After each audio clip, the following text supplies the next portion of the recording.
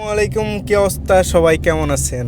আজকে বের হয়ে পড়লাম বড় ভাইয়ের সাথে ফুড ডেলিভারির কাজ করতে।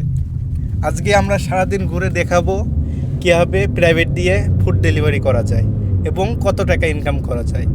আর আমার সাথে আছে আমার বড় ভাই শাকিল ভাই, এটা ড্রাইভার, আর পেছনে আছে ফুড ডেলিভারির ব্যাগ, আর আমি আছি সাথে ক্যামেরাম্যান আসিফ হোসেন। তো শুরু করা যাক আজকের ব্লগটা আমাদের। Let's go.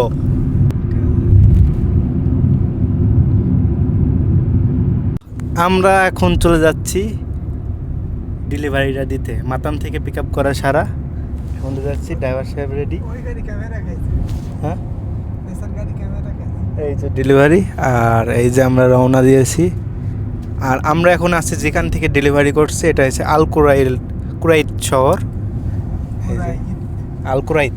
এই যে ডেলিভারি ম্যানের সাথে আমি সাইড হেল্পার আর কি আজকের জন্য। তো ডেলিভারিটা কেমনে দিব চলুন দেখা যাক। يلا يلا عند موجود مدرسة؟ حطه عند الباب، حطه عند الباب. ايه مدرسة؟ ايه حطه عند الباب بالبيت اللي هذا اللي ورا الخندقة. هذا حطه عند الباب. ما في بيت، هذا مدرسة. دقيقة الحين افتح الباب وشوف. আমরা ফাইনালি তলব যেখানে দিব সমুদ্রের বাড়ির সামনে চলে আইছি। তলব রেডি, আসছে, বাড়াইছে। ড্রাইভার সাহেব কথা বলছে।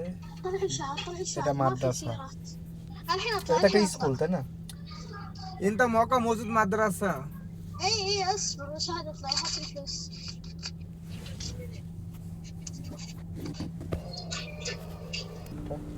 ওইদিকে ক্যামেরা ঘোরাতে পারবো না, ওদের মেয়ে আছে, ঘোরাইলেই সমস্যা। ক্যাশ টাকার তলব।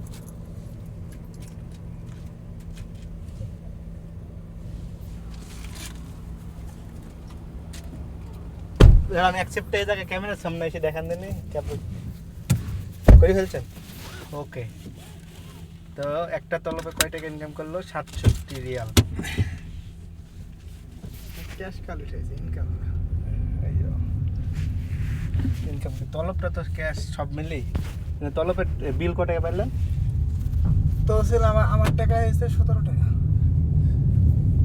ডেলিভারি চার্জ হয়েছে 17 টাকা। সালে 50 টাকার খাবারের 17 টাকা খালি গাড়ি ভাড়াই দিচ্ছে। আবারও একটা নতুন তলবের জন্য রওনা আমাদের।